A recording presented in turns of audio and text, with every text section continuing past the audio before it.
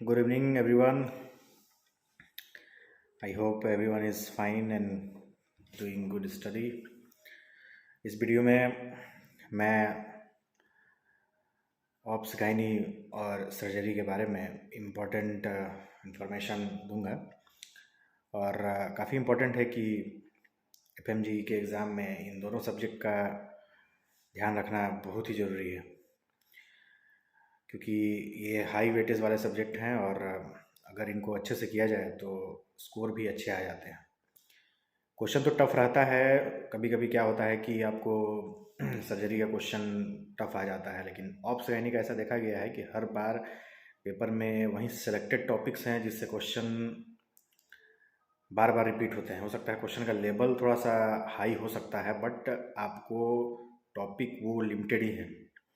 Surgery में भी ऐसा नहीं है कि टॉपिक कुछ ज़्यादा ही वास्ट है, बट सर्जरी का मतलब इस बार जो क्वेश्चन था उससे और फिर वो जुलाई का जो पेपर हुआ था उस बेसिस पे देखा जाए तो थोड़ा सा टॉपिक का जो लेवल है वो बार बार चेंज होता है। इन द सेंस कि कभी कभी क्वेश्चन जो है आपको सपोज कीजिए क्लासिफिकेशन पे आ जाते हैं, कभी कभी थोड़ा सा कॉम्प्लिकेटेड हो जाता है। अगर क्वेश्चन टफ आया, आई मीन पेपर अगर टफ आया, तो सर्जरी का क्वेश्चन काफ़ी थोड़ा टफ हो जाता है। इस बार के पेपर में सर्जरी का जो क्वेश्चन आया था वो लेवल थोड़ा सा हाई था, और ऑप्स गायनी का भी कुछ कुछ क्वेश्चन था, 4-5, जो कि काफ़ी टफ था, मतलब क्लिनिकल था और जैसा लग रहा था कि चारों ऑप्शन ही सही है, उस टाइप का मतलब। लेकिन उसके लिए आपको टेंशन नहीं लेना है। तो आइए हम शुरू करते हैं subject by subject. Ops gynae के बारे में पहले बात करेंगे और फिर उसके बाद सर्जरी के बारे में बात करेंगे। देखिए, ऑप्स गायनी की जहाँ तक बात की जाए तो इस बार जो जनवरी की पेपर हुई थी उसमें अप्रॉक्स 25 क्वेश्चन थे ऑप्स गायनी से। कभी कभी होता क्या है कि गायनोकोलॉजी से ज़्यादा क्वेश्चन आ जाता है, कभी कभी ऑब्स्टेट्रिक से ज़्यादा क्वेश्चन आ जाता है। इस बार ऑप्स रीजन से ज़्यादा क्वेश्चन लग रहा था मतलब। और वो national board of examination NBE का कोई ठीक नहीं है, कभी गायनी से कभी ऑप्स से, तो आपको इक्वल बेसिस पे पढ़ना है। और सबसे इंपॉर्टेंट चीज़ कि देखिए, ऑप्स गायनी काफ़ी स्कोरिंग सब्जेक्ट है, सारे टीचर्स भी बताते हैं काफ़ी स्कोरिंग है। मतलब अगर आप अच्छे से पढ़ते हैं, सिलेक्टेड टॉपिक्स ही है जो कि बार बार उसी को ट्विस्ट करके आगे पीछे करके पूछा जाता है। जैसे एज़ फॉर एग्जांपल मैं देता हूँ कि पिछले बार जुलाई में जो है आपको स्पर्म का जो मॉर्फोलॉजी है उसके बारे में पूछा था। इस बार भी WHO क्लासिफिकेशन के बेसिस पे पूछा था, वो डाटा दिया हुआ था, मॉर्फोलॉजी, मोर्टेलिटी, ये वो। तो मतलब आपको टॉपिक वहीं लगेगा देखने में, लेकिन क्वेश्चन का लेवल थोड़ा सा चेंज कर देगा। मतलब एमटीपी से पिछली बार भी क्वेश्चन था, इस बार भी था, लेकिन इस बार 4 क्वेश्चन था उससे तो। और लेवल भी थोड़ा सा, लैंग्वेज थोड़ा सा आगे पीछे होता है। उसके लिए आपको ये है कि क्वेश्चन प्रैक्टिस करना है, बट आपको टॉपिक जो है सिलेक्टेड है। मैं आपको टॉपिक शेयर कर दूंगा, अगर आप बोलेंगे तो ज़रूर मैं टॉपिक भी शेयर करूंगा। व्हाट्सएप पे आप मैसेज कर सकते हैं मेरे को, मैं नंबर लिंक में शेयर कर दूंगा, तो आप टॉपिक मेरे से ले सकते हैं। जैसे सपोज कीजिए मैं एग्जांपल लेता हूँ, गायनेकोलॉजी में सबसे पहले हो सकता है कभी पीसीओएस से क्वेश्चन रहता है, कभी आपको एडिनोमायोसिस से रहता है, एंडोमेट्रोसिस से रहता है, और आपको एसटीडी से, कैंडियासिस, ये सब रीजन से क्वेश्चन रहता ही रहता है। इस बार भी क्वेश्चन था, पिछले बार भी क्वेश्चन था। पिछले बार ड्रग से क्वेश्चन था, इस बार जो है डायरेक्ट पूछा था कार्डियोवाइड डिस्चार्ज है, क्या होगा डायग्नोसिस। तो वही है, आपको ये नहीं सोचना है कि आपको पूरा क्वेश्चन सही करना है। अगर आप पूरा क्वेश्चन के चक्कर में पढ़ेंगे तो ये हो सकता है कि आपको प्रेशर बनेगा, एग्जाम के पहले बहुत प्रेशर होगा, यार हमको पूरा सही करना है, बहुत ज़्यादा क्वेश्चन आते हैं गायनी के, मतलब ऑप्स गायनी से रिलेटेड 30 क्वेश्चन, 35 क्वेश्चन। कभी कभी होता क्या है कि 25 क्वेश्चन भी आ जाता है, कभी कभी 35 क्वेश्चन भी आ जाता है। हो सकता है जून में, मेरे को जहाँ तक लगता है इस बार 25 क्वेश्चन थे जनवरी वाले एग्जाम में, लेकिन जून में जो है हो सकता है 35 क्वेश्चन हो। और उसमें ऐसा नहीं है कि 35 में से पूरा ही क्वेश्चन जो है इजी रहेगा या पूरा ही क्वेश्चन टफ रहेगा, नहीं।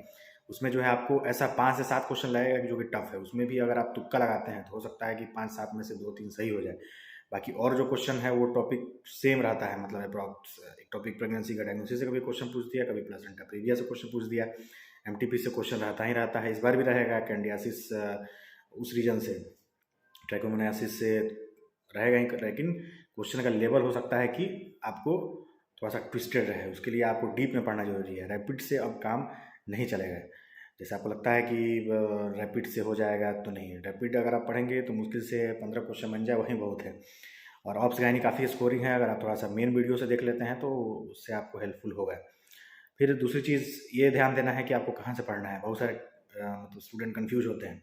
ऐसा होता है ना कि एक मेरा दोस्त, सपोज कीजिए कि एक मेरा दोस्त जो है प्रसन्नजीत सर से पढ़ रहा है, दूसरा दोस्त जो है साक्षी मैम से पढ़ रहा है, तीसरा मैं जो है वो राना मैम से पढ़ रहा है, और भी अलग अलग सोर्सेज से अलग अलग स्टूडेंट पढ़ रहे हैं। लेकिन ये कभी नहीं ध्यान देना है कि अरे यार मैं उनसे पढ़ रहा हूँ, वो उनसे पढ़ रहा है, हो सकता है कि ज़्यादा स्कोर करे। नहीं, हमने बहुतों को देखा है कि जो मतलब होता है ना कि दूसरे दूसरे टीचर से पढ़े हैं, हो सकता है उनका सिलेक्शन हुआ है, हो सकता है नहीं भी हुआ है, तो वो मायने नहीं रखता है। आपको लगता है जैसे कि मेरे को ये टीचर सूट कर रहा है तो आप वो फॉलो कीजिए। बट मैं सजेशन दूंगा, अभी जैसा क्वेश्चन आ रहा है, मतलब रिसेंटली जो जनवरी का क्वेश्चन आया है, मैं जो पास हुआ हूँ और मेरे को जो क्वेश्चन लगा ऑफ श्रेणी का, वो थोड़ा काफ़ी मतलब जो भी क्वेश्चन था वो थोड़ा ट्रिकी टाइप का था। मतलब आपको टॉपिक सेम था, ट्रिकी था इन द सेंस कि आपको उसके बारे में कंसेप्चुअल नॉलेज होना चाहिए। आपको हो सकता है 5 से 6 क्वेश्चन तो आपको इजी लगेगा बहुत, लेकिन बाकी और जो है 20-25 क्वेश्चन वो आपको थोड़ा ट्रिकी टाइप का मेरे को लगा और था भी। और आगे भी वो सेम ट्रिकी क्वेश्चन ही सेट किए जाएंगे, क्योंकि ये एग्ज़ाम जो है एक्सक्लूजन के लिए होता है, ना कि ज़्यादा से ज़्यादा रिजल्ट के लिए। स्टूडेंट को जो है फेल करना होता है ज़्यादा से ज़्यादा, ना कि पास करना होता है। तो वो जब तक कि आपको कॉन्सेप्ट नहीं होगा एक एक टॉपिक्स का, तो फिर क्लियर नहीं होगा। और उसमें आपको ध्यान देना है कि देखिए, मार्केट में बहुत सारा सोर्स है आपको ऑप्स गाइनिंग के लिए। पहले तो सर्जरी से पहले मैं ऑप्स गाइनिंग के बारे में बात कर रहा हूँ, लेकिन आपको सारे सोर्स पर नहीं जाना है कि अरे यार वो मेरा दोस्त इनसे पढ़ रहा है तो चलो मैंने मेन वीडियो जिससे देखा तो रैपिड किसी और से कर लिया। नहीं, मेन वीडियो जिससे आपने फॉलो किया है, जैसे सपोज किया आपने राना मैम से फॉलो किया है, राना मैम का पढ़ा है, सारा क्लासेस लिया है, क्योंकि अभी बहुत ही काफ़ी कम फीस में मैम क्लास ले रही हैं। आपको राना मैम के बारे में अगर नहीं पता हो तो आप टेलीग्राम पे, यूट्यूब पे सर्च कर सकते हैं राना मैम करके, तो आपको मिल जाएगा। उससे आपको टेलीग्राम का भी लिंक है, मैं भेज दूंगा। हमको काफ़ी हेल्पफुल हुआ है, मतलब काफ़ी हेल्प हुआ है। मैं कह सकता हूँ कि जैसे उनका जो क्लास था हमने सारा फॉलो किया लास्ट के 2 महीने 3 महीने। मैंने मतलब रिवीजन बेसिस पे देखा जाए या फिर बहुत सारा ऐसा टॉपिक था जो कि क्लियर हुआ कॉन्सेप्ट, जो कि पहले से था कि नहीं होता है कि रट लिए, लेकिन उससे क्या हुआ कि मैम का क्लास लेने के बाद समझ में आया। मेरे को ऐसा फील हुआ, क्योंकि देखिए सबका अलग अलग अपना सोर्स है, किसी को समझ में आए ना आए, लेकिन मेरे को ऐसा लगता है विश्वास कि अगर आप लोग भी क्लास करेंगे तो समझ में उनका आएगा। क्योंकि रियलिटी में बताता हूँ, उनका पढ़ाने का तरीका है, उनका पढ़ाने का तरीका, उनका वे समझाने का, और सबसे इम्पोर्टेंट चीज़ है ना कि आपको क्वेश्चन प्रैक्टिस करना है। मैम का जो है काफ़ी कम फीस है, 1000 अराउंड उसी के अकॉर्डिंग फीस है, और फिर 1000 to 2000 के बीच में ही है, लेकिन मतलब वर्थ है मैं कहूँगा। क्योंकि मैम पढ़ाती तो हैं ही, साथ साथ क्वेश्चन डिस्कस भी करती हैं पढ़ाने के बाद क्लास में। फिर से मैम का टेलीग्राम चैनल पे क्विज भी होता है, और क्विज में मैम सारा चीज़ एक्सप्लेन करती हैं। मतलब अगर गलत हुआ है तो क्यों हुआ, सही होगा तो क्यों होगा, अगर आप पूछते हैं तो ज़रूर मैम बताती हैं और हमेशा हेल्प करती हैं। तो ये ज़रूरी नहीं होता है ना कि जैसे एक ही कोचिंग के टीचर अच्छा हैं तो उन्हीं को फॉलो किया जाए। हो सकता है कि बहुत सारे स्टूडेंट हैं जिन्हें मतलब कॉन्सेप्ट जिनका नहीं क्लियर हो, मैम से क्लियर हो जाए, तो ये चीज़ आपको ध्यान देना होगा। और उनका क्लास काफ़ी बेस्ट है, क्वेश्चन वगैरह प्रैक्टिस करना और सारा चीज़ हमने फॉलो किया। और मेरा मतलब मेरे को ऐसा लगा कि हमने 25 क्वेश्चन में से 20 से 21 क्वेश्चन मतलब सही किया है। क्योंकि 3-4 क्वेश्चन आपको इतना टफ होंगे ना, तो हो सकता है कि सही भी हो सकता है, तुक्का में गलत भी हो सकता है, लेकिन इतना जरूर है कि 90%, 85 to 90% क्वेश्चन बन जाएगा। इसलिए आपको कंसेप्चुअल पढ़ना है, रटना नहीं है। अब रटने वाला क्वेश्चन वन लाइनर टाइप बहुत रेयर अब आ रहा है, 5 से 6 क्वेश्चन रहेगा, तो उससे आपका सिलेक्शन नहीं होगा, रैपिड से भी नहीं होगा। आपको मेन वीडियो देखना है और सारा फॉलो करना है, कॉन्सेप्ट आपका क्लियर रहना चाहिए। तो मैम का वीडियो फॉलो कीजिए, और उसके बाद आप और भी अगर जो भी सोर्स से फॉलो कर रहे हैं, अगर आप पहले से पढ़े हैं तो मैं ये नहीं कहूँगा कि नहीं आप सोर्स को चेंज कीजिए। अगर आपने पहले से पढ़ रखा है जिन टीचर से, तो एज अ रिवीजन मैम का आप वीडियो वगैरह यूज कीजिए, देखिए आपको ज़रूर अच्छा लगेगा। और सपोज कीजिए आपने अगर प्रेप का फॉलो कर रखा है या दूसरे मैम का फॉलो कर रखा है, तो वो तो कॉन्सेप्ट आपके पास रहेगा ही, लेकिन सोर्स चेंज मत कीजिए। रिवीजन बेसिस के लिए, हाँ, रिवीजन के लिए आप किसी का भी आप मटेरियल यूज कर सकते हैं, बट लाइव, ये नहीं कि नोट्स बस पलट रहे हैं, नया नहीं।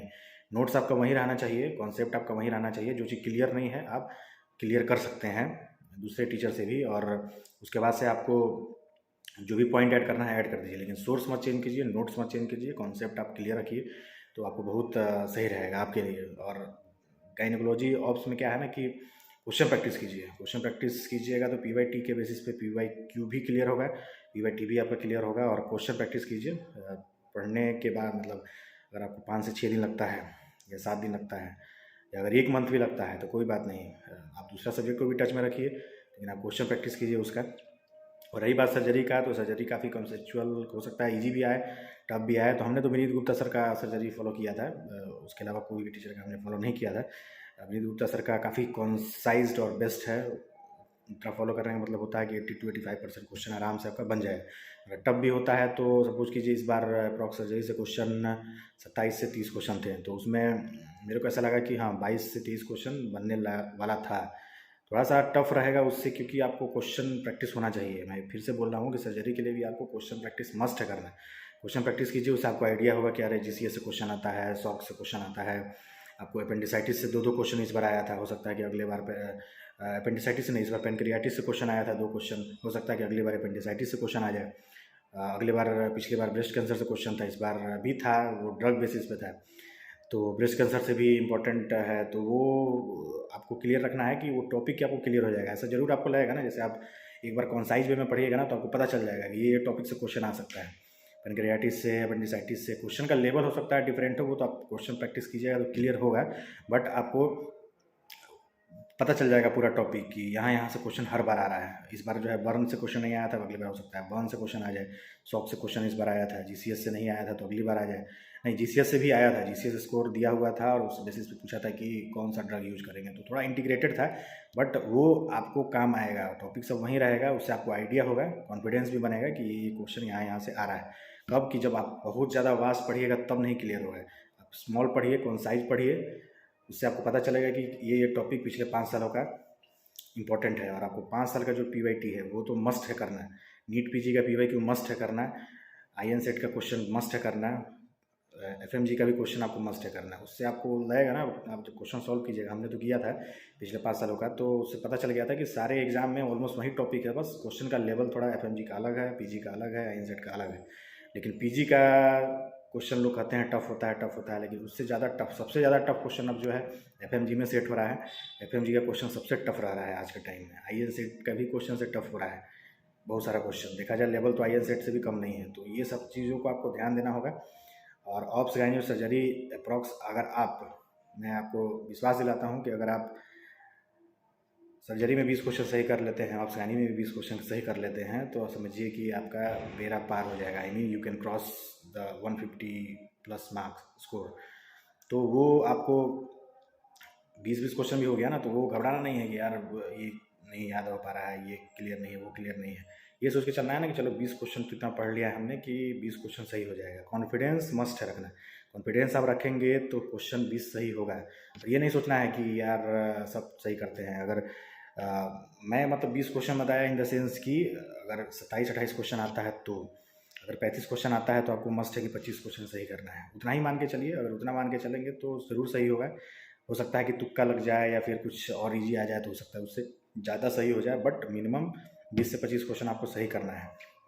20 कब सही करना है? जब 27-28 क्वेश्चन आए, और जब 35 क्वेश्चन आता है तो आपको 25 मिनिमम सॉल्व करना है, सही करना है। उसके अलावा अगर तुक्का आपका लक साथ दिया तो उस तुक्का में से भी 8-10 में से 2, 3, 4 सही हो जाए, वो अलग चीज़ है, बट इतना सही आपको करना है तो आपका सही होगा। कॉन्फिडेंस बना के रखना है। और टीचर का जहाँ तक बात है, तो आप जिस भी सोर्स से फॉलो किए हैं, जहाँ से भी पढ़े हैं, मैं ये नहीं कह रहा हूँ, मैंने अपना वे बताया, मैंने अपना सोर्स बताया। आप जिन टीचर से भी पढ़े हैं ऑप्स गाइनी, जिन टीचर से भी सर्जरी पढ़े हैं, आप उनसे पढ़िए, बिल्कुल सोर्स चेंज मत कीजिए। बस हो सकता है कि आपको अगर कोई कॉन्साइज्ड नोट्स लगता है तो उसको आप देखिए एक बार, और अपने नोट्स में मतलब आप जो आपके पास कॉन्सेप्ट है, आपके पास जो नोट्स है, उसको जो है थ्रूली फॉलो कीजिए, साथ साथ पॉइंट ऐड कीजिए। और हो सकता है कि ऐसा कुछ कीजिए, आप बहुत वास्ट में पढ़े हुए हैं सर्जरी, बहुत ज़्यादा वास्ट में, 2-2 वॉल्यूम पढ़े हुए हैं, लेकिन विनीत गुप्ता सर का मेरे को जहाँ तक लगता है, और बहुत सारे स्टूडेंट फॉलो किए हुए हैं, एक बार ज़रूर उनके वीडियोस को देखिए जल्दी जल्दी में, तो आपको लगेगा कि बहुत कम पेज में और बहुत कॉन्साइज वे में ऑलमोस्ट इतना क्वेश्चन आपको ज़रूर बन जाएगा कि आपका रिजल्ट हो जाएगा। ज़्यादा पढ़ने से रिजल्ट नहीं होता है, कम पढ़िए, टॉपिक जो आ रहा है बार बार उसको पढ़िए, क्वेश्चन कीजिए, ज़रूर रिजल्ट होगा। और हो सकता है कोई भी टॉपिक नया भी लगेगा, तो आप क्वेश्चन जब कीजिएगा ना, तो उसमें 2-3 टॉपिक आपका क्लियर हो जाएगा, जो कि कॉन्साइज में हो सकता है नहीं हो। लेकिन हमको जहाँ तक लगा कि हमने जो फॉलो किया था, ऑलमोस्ट जितने भी क्वेश्चन थे, 30 क्वेश्चन थे इस बार सर्जरी से, उसमें लगा कि 22 to 23 क्वेश्चन ऐसा था कि जो आराम से नोट से था, एकदम क्लियर कट, उसमें कोई चेंज नहीं था, बस आपको कॉन्सेप्ट क्लियर होना चाहिए। अब क्वेश्चन रटने वाला नहीं आ रहा है, 4-5 क्वेश्चन हो सकता है कि आपको रटने वाला हो, वन लाइनर हो, बन जाए, लेकिन आपको कॉन्सेप्ट रखना है हर एक टॉपिक का। तो आपको जो भी टीचर अच्छे लग रहे हैं उनको फॉलो कीजिए, बट जिन भी टीचर को फॉलो किए हुए हैं उनको फॉलो कीजिए। अगर हो सकता है आपको फिर भी नहीं समझ में आ रहा है कोई टॉपिक, तो विनीत सर का जो है टॉपिक कंसाइज वे में सर ने बताया है, समझाया भी है काफ़ी अच्छे से हिंदी में और काफ़ी वेल एक्सप्लेंड। आप उनको एक बार देखिए ज़रूर, आपका क्वेश्चन उतना ज़रूर 80% क्वेश्चन ज़रूर बन जाएगा एग्जाम में, 70 to 80%, जो कि उतना मोर देन इनफ है। और ज़्यादा प्रेशर नहीं लेना है। मैं तो यही कहूँगा कि क्वेश्चन का लेवल काफ़ी अलग हो चुका है, टॉपिक सब वहीं दिखता है बट थोड़ा सा लेवल अलग है। तो मैं ये कहूँगा लास्ट टू लास्ट कि आप लोग जीटी देते रहिए, क्वेश्चन प्रैक्टिस करते रहिए, उससे आपको एक्सरसाइज होगा माइंड में कि ये टॉपिक से अगर ये क्वेश्चन आ रहा है तो इस टाइप का क्वेश्चन, अगर वन लाइनर होगा तो ऐसा होगा, अगर क्लिनिकल ज़्यादा टफ हुआ तो इस टाइप का होगा।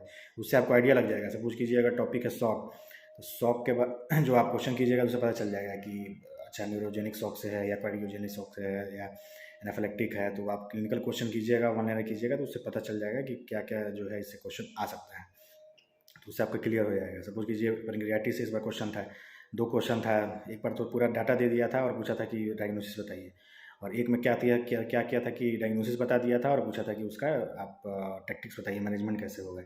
उसके बारे में भी जो ऑप्शन था काफ़ी ट्रिकी था, उसको आपको डिटेल में पढ़ना है।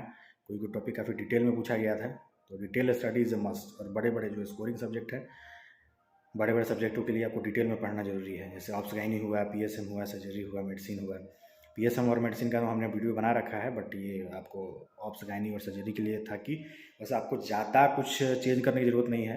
पीवाईटी पे फोकस कीजिए पिछले 5 सालों के, इतना क्वेश्चन जरूर बन जाएगा 70 to 80% कि आपका रिजल्ट हो जाएगा। और जीटी देते रहिए, क्वेश्चन प्रैक्टिस करते रहिए। जो चीज़ नहीं क्लियर हो रहा है वो आप क्वेश्चन प्रैक्टिस, अगर आपके नोट्स में नहीं है तो क्वेश्चन प्रैक्टिस कीजिएगा, तो उससे आप पढ़ लीजिए, उसका एक्सप्लेनेशन लिख लीजिए एक जगह, छोटा कॉपी अपना वो 20 नोटबुक बना लीजिए, या फिर कुछ दीवार पे स्टिकर वगैरह चिपका के उसको एक्स्ट्रा पॉइंट बना के, या फिर हो सकता है कि आप अपने नोट्स में उसको जो है चिपका लीजिए और रिवाइज कीजिए।